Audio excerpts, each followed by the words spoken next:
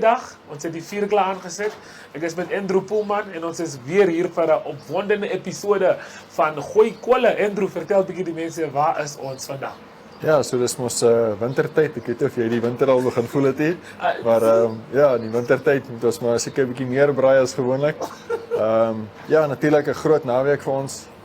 Natuurlik die laaste naweek van wedstryde, klubwedstryde in die rugby wat bepaal wie gaan uitval en wie gaan dit maak na die semifinale toe. Ons sal later 'n bietjie daaroor gesels en natuurlik ook Windhoek Gimnasium teen WAS hierdie naweek saam met al die ander skole rugby. So lekker opwindende naweek.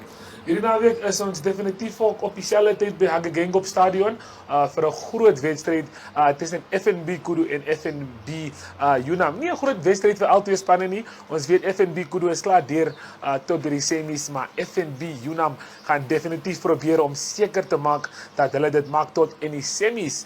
En een van ons gaste vandag is 'n ou wat vir albei spanne al gejol het. Hy was al by Unam, hy is nou by Wanderers. So dalk kan julle miskien bietjie raai wie ons gas is vir hierdie wonderlike episode. Maar ja, Andrew, wat sien jy vooruit vir die naweek meeste, as ek jou moet vra? Ja, so ons is dan betrokke by daai twee uitsendings wat jy genoem het, WAS teen Gimnasium en Kudu teen Unam. Ja, so daar's heelwat ander sport wat ook aan die gang is. Ons sal 'n bietjie later ook daarna miskien verwys. Okay, kykers, so bly ingeskakel. Die vuur is klaar aan. Nou moet ons net wag dat Patricia vir ons goedjies kry en vir ons besluit wat maak ons in die kombuis van. Sy moet eers 'n draai gaan maak by Metro, maar bly ingeskakel en ons is nou terug by